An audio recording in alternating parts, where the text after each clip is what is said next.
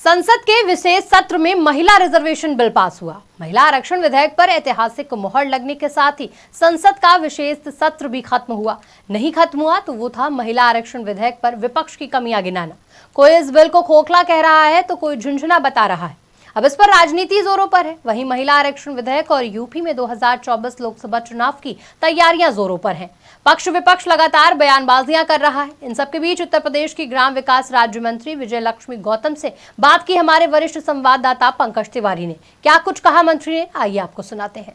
उत्तर प्रदेश की ग्राम विकास राज्य मंत्री विजय लक्ष्मी गौतम जी हमारे साथ मौजूद हैं। इनसे बात करते हैं। मैम, महिलाओं के लिए केंद्र सरकार ने बिल पास कराया है। इसको लेकर के विपक्ष लगातार टीका टिप्पणी कर रहा है। कांग्रेस की जो नेता हैं सुप्रिया सुले, उन्होंने कहा कि ये महज एक झुंझुना है, क्योंकि इसमें तमाम ऐसे प्रावधान हैं जिसका सीधे सीधे अभी लाभ महिलाओं को नहीं मिल पाएगा।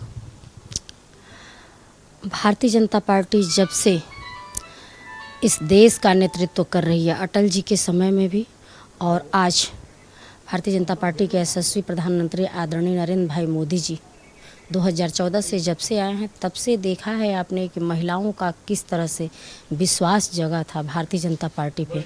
और गांव-गांव से झूम झूम के हमारी बहनें निकल करके भारतीय जनता पार्टी को समर्थन कर रही थी, वोट कर रही थी। निश्चित रूप से भारतीय जनता पार्टी के हमारे यशस्वी आदरणीय प्रधानमंत्री मोदी जी महिलाओं के लिए, किसानों के लिए, युवाओं के लिए हर प्रकार की कल्याणकारी योजनाएं बना करके सबको सशक्त और मजबूत करने की कोशिश की है।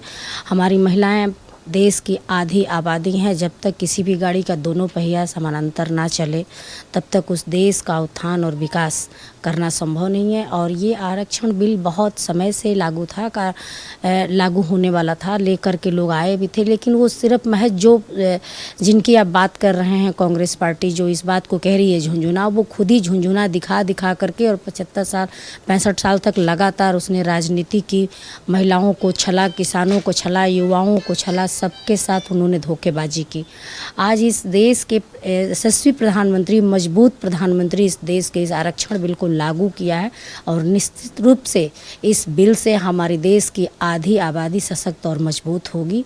और मैं धन्यवाद देती हूँ आदरणीय प्रधानमंत्री जी को। और देश के हमारी पूरी जनता, हमारी बहनें, हमारी माताएं, हमारे किसान, हमारे नौजवान सब समझ रहे हैं कि इनको लंबे समय तक शासन सत्ता की भूख जो है लगी हुई है। कैसे जो है फिर सत्ता मिल जाए और ये देश की जनता को छलें, महिलाओं को छलें, किसानों को ठगें, युवाओं को ठगें, वैसा होने वाला नहीं है। और जनता बिल्कुल हर तरह से जान चुकी है, जागरूक हो चुकी है और धन्यवाद दे रही है, बधाई दे रही है आदरणीय प्रधानमंत्री जी को। मैम, टीम योगी लगातार विकास की बात कर रही है। आपके पास भी ग्राम विकास विभाग है। क्या कुछ नई योजनाएं हैं गांव के विकास के लिए? क्या कुछ नया मॉडल लाया जा रहा है आपकी तरफ से? आपने देखा है कि डबल इंजन की सरकार जब से बनी है और इस देश के उत्तर प्रदेश के मुख्यमंत्री आदरणीय योगी आदित्यनाथ जी जब से बने हैं, तब से उत्तर प्रदेश का विकास निरंतर हो रहा है। उत्तम प्रदेश बन चुका है, बीमारू राज्य से ऊपर उठ चुका है। जहां से मैं आती हूँ विभाग की बात है तो ग्राम विकास विभाग से तो लगातार गाँव का उत्थान हो रहा है, विकास हो रहा है। अब तो लग रहा है कि केंद्र सरकार से या प्रदेश सरकार से कोई चीज़ चल के जा रही है तो गाँव के अंतिम सीढ़ी, अंतिम पायदान पर काम हो रहा है। आज आप ग्राम पंचायत भवन देखेंगे, ग्राम सचिवालय के रूप में परिणित हो गया है। प्रधानमंत्री आवास हर गांव में 40, 50, 100 की संख्या में, नगरों में तो 5-5, 10-10 हज़ार की संख्या में। इतना महिलाओं के, किसानों के, नौजवानों के, गरीबों के, शोषित दलित पीड़ितों को प्रधानमंत्री आवास से लाभ मिला है।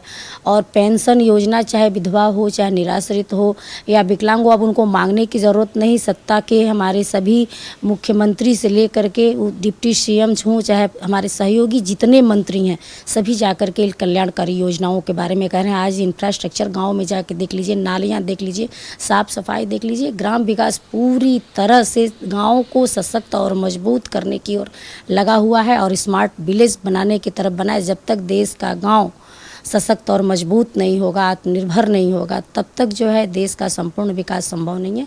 और ये हमारे आदरणीय प्रधानमंत्री जी, मुख्यमंत्री जी एकदम से जानते हैं कि गांव का विकास कैसे होगा। ग्राम विकास विभाग लगातार निरंतर काम कर रहा है। आज वन लगाने के दृष्टिकोण से आप देख लीजिए, अब धरती को हरा भरा करने के दृष्टिकोण से ग्राम विकास विभाग स्वयं हर गांव में अमृत वन लगा रहा है। तो लगातार दोनों डबल इंजन की सरकार गांव में रह रहे सभी लोगों का विकास कर रही है। आज अमृत सरोवर बन रहा है। तो गांव में तो पहले कुछ ये सारी चीज़ें दिखाई ही नहीं देती थी, बस गांव एकदम पिछड़ा दलित गांव, निरीह गांव बेकार दिखाई देता था। आज के डेट में डबल इंजन की सरकार लगातार गांव को सशक्त और मजबूत करने की तरफ आगे अपना कदम बढ़ाई है। एक आखिरी सवाल, लोकसभा चुनाव आने वाले हैं, यूपी में 80 सीटें हैं।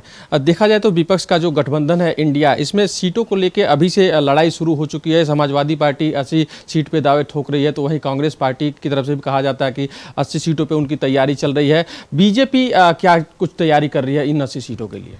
बीजेपी की तैयारी संपूर्ण है। बीजेपी एक दिन काम नहीं करती है, हर दिन जनता के बीच रिपोर्ट कार्ड के साथ उपस्थित रहती है, अपने कल्याणकारी योजनाओं के साथ उपस्थित रहती है। उनके सारे मंत्री, विधायक, सांसद लगातार जमीन पे उतर के काम करते हैं। वो पहले ऐसा हुआ करता था कि जनता मंत्री और विधायक तो देखती ही नहीं थी, सांसद तो देखती ही नहीं थी। आज के डेट में हमारे भारतीय जनता पार्टी के दोनों सदन के नेता, चाहे वो सांसद हों, विधायक हों, मंत्री हों, सभी जमीन पे उपस्थित होकर के अपना रिपोर्ट कार्ड के साथ है। जनता उनके साथ है, महिलाएं हमारी बहनें उनके साथ हैं और हमारे उत्तर प्रदेश की 80 की 80 सीटें हम जीतने जा रहे हैं। बात करने के लिए बहुत बहुत धन्यवाद। तो ये थी विजय लक्ष्मी गौतम जी, जिनका कहना था कि जो महिला बिल आया है वो देश की महिलाओं के लिए तो बेहतर है ही, साथ ही साथ ग्राम विकास विभाग लगातार विकास कर रहा है और प्रदेश का अब हर गाँव हाईटेक विलेज के नाम से जाना जाएगा।